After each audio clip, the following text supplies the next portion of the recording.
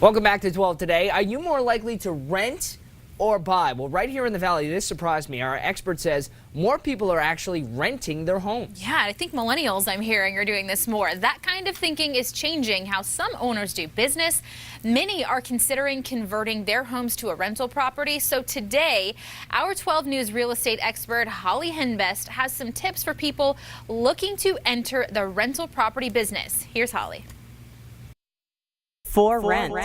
We're starting to see more and more homeowners convert their current homes to rental properties instead of selling them. Why is that? We're seeing that rental demand and rates are on the rise, so homeowners are taking advantage of that. That means we have a lot of new landlords on the block. So today, we have some tips for you.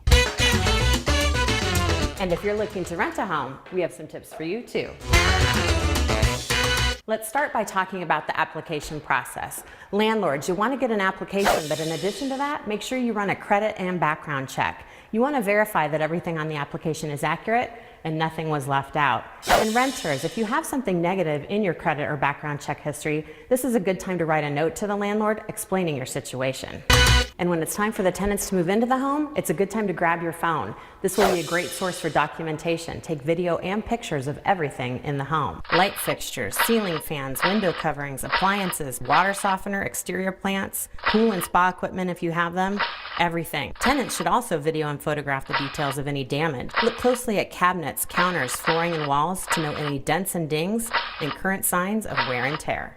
Okay, I've saved my favorite tip for last. We all know that the biggest expense in terms of repairs for a home and utilities can relate to the air conditioning unit. The best line of defense is to make sure that you replace the air filters on a regular basis. We highly recommend that landlords, you go buy a dozen or so of these at the beginning of the lease, provide them to the tenant and ask the tenant to replace them every 30 to 45 days. And tenants, if they don't provide them, go get some. And when you do, save them and write a note on the filter what date you replaced them. And then if there ever is an issue with the air conditioning unit, you can prove that you did your part in taking care of it. Again, this is good for homeowners and everybody. Make sure you're replacing these regularly, and if you're a new landlord on the block, good luck. All right, some good advice there. Holly also says make sure to find out if your home is part of a community association. That could lead to some restrictions. And when it comes to insurance, always double check and make sure you have the proper coverage.